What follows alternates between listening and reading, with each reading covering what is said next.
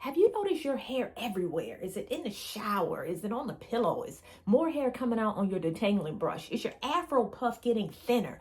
Is your hair shedding excessively and you don't know what to do? Well, stick around. I'm going to tell you exactly what I would do. Hey guys, Karen with Curl House. I am a licensed cosmetologist, a certified trichologist, meaning I specialize in hair loss, and the owner of the fabulous Curl House collection of products. And today, I'm going to tell you exactly what I would do if I noticed that my hair just suddenly started to shed far more than normal. So first of all, let's just talk about what normal shedding is. Your hair does shed every day. Did you know that? It is normal for you to lose anywhere from 50 to 150 strands a day. That is normal. Now, everyone's normal is different, so it is important that you know what your normal is. But if you are experiencing abnormal shedding, meaning it is excessive, it is far more than you think. So I'm going to tell you exactly what I would do as a trichologist if I started to experience excessive shedding. So the first thing that I would do is to identify the trigger, meaning why would my hair start shedding abnormally anyway? Now, what most of us don't know, when you are dealing with excessive shedding, then typically something happened anywhere from 8 to 12 weeks before that caused the shedding that you may see today. So normally when you're dealing with excessive shedding, or the medical term for is telogen effluvium, then that means something is triggered typically within the body. Something is off within the body that caused this excessive shedding. And typically this trigger, you can identify it 8 to 12 weeks before. So the first thing that you have to do is ask yourself, what was I doing 2 or 3 months ago that could have caused this shedding? So I'm going to give you 10 triggers to shedding. And again, I want you to think about, not just today, think about it a few months ago, all right? And you can do this right now, right at home. I'm going to go through this list of 10 very quickly. All right, number 1 is major stress. Were you stressed out 2 or 3 months ago? All right. Were you dealing with burnout? Were you stressed out over a partner? You were a caregiver and you had just a super stressful time a couple months ago. Are you dealing with any major stress? If so, major stress is like, it's the first one that comes to mind. Number 1 trigger that comes to mind, excessive unmanaged stress. If so, then that may be the trigger that you need to address. Number 2, surgery or anesthesia. Even if it was a minor procedure, that too can trigger this shedding. So think about a few months ago, did you have any type of procedure that could trigger the shedding that you are experiencing now? The next one is illness or high fever. Like, were you experiencing COVID? Did you get the flu? Did you have an infection?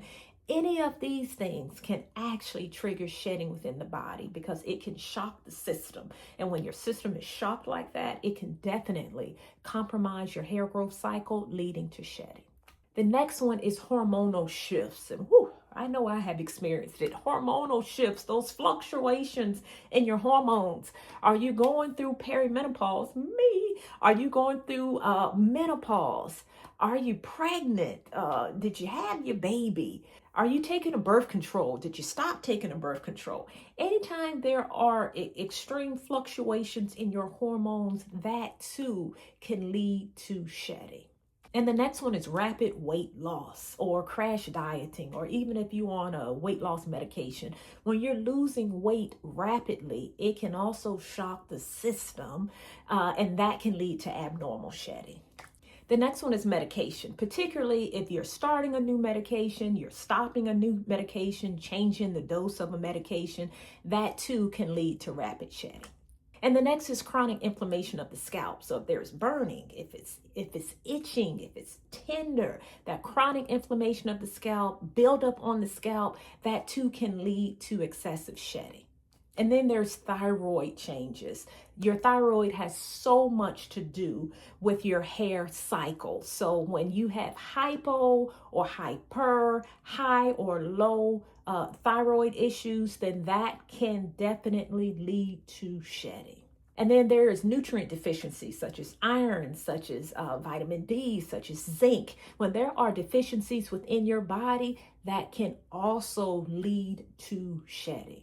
And then lastly, excessive shedding can be an indicator of another type of hair loss. So it can actually unmask another hair loss issue that's deeper than just hair loss. So I want you all to think about these 10 triggers while you're at home. Think, have you experienced any of these things? If you have experienced any of these things 2 or 3 months ago, or even some of them now, then that could be the reason that you are experiencing this type of shedding. And if you are experiencing any of these 10 triggers, then you have to address it. So if you're dealing with nutrient deficiencies, then you may have to go to see a doctor. You may need to get your thyroid checked. You may need to get your iron checked, your vitamin levels checked, your vitamin D checked. You have to address it internally to stop the shedding.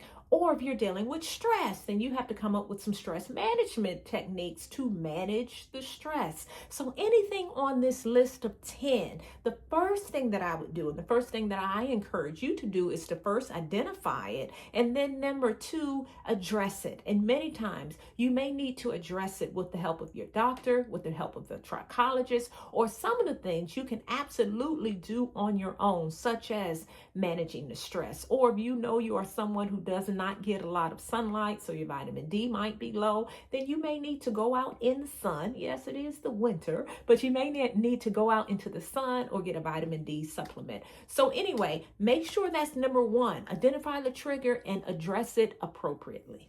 All right, so number 2, after you have addressed the internal issue, the second thing that you need to do is to address it externally. So although you have addressed it internally, you still need to reset the scalp. You still need to calm the follicle to help to encourage growth. The first thing that I would do in terms of my external approach would be to focus on scalp care. And number 1 is cleaning the scalp. So if you are experiencing excessive shedding, don't stop washing your hair. Don't stop washing your hair. I get it. It can be scary to see your hair coming out, but whether or not you're washing it or not, it's still going to shed. So please don't stop washing your hair. A clean scalp is the foundation of healthy hair. So make sure you continue cleansing your hair as usual. And the next thing that I would do to support the scalp would be to consider a green tea rinse. So a green tea rinse is exactly what it sounds like. Brew green tea, let it cool off. I would wash my hair, apply it to the scalp, let it sit for 5 or 10 minutes, rinse it out, and then do the next shampoo and conditioner. It is as simple as that.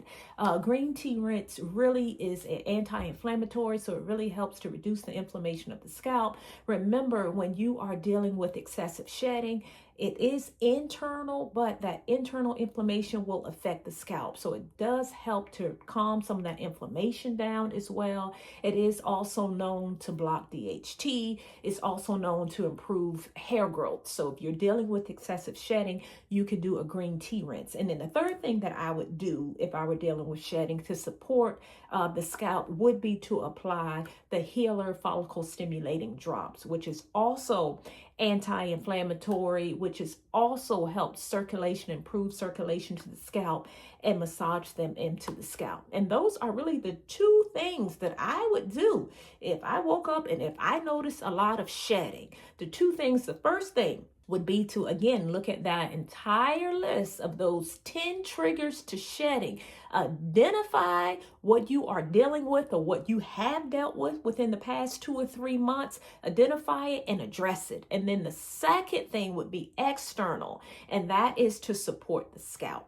And of course, you all, if you are dealing with excessive shedding, I said it earlier, make sure you see a doctor, a trichologist, a dermatologist that will help you also to get to the root cause of why your hair may be shedding so that they can help you to address it and help you to restore the health of your hair and your scalp.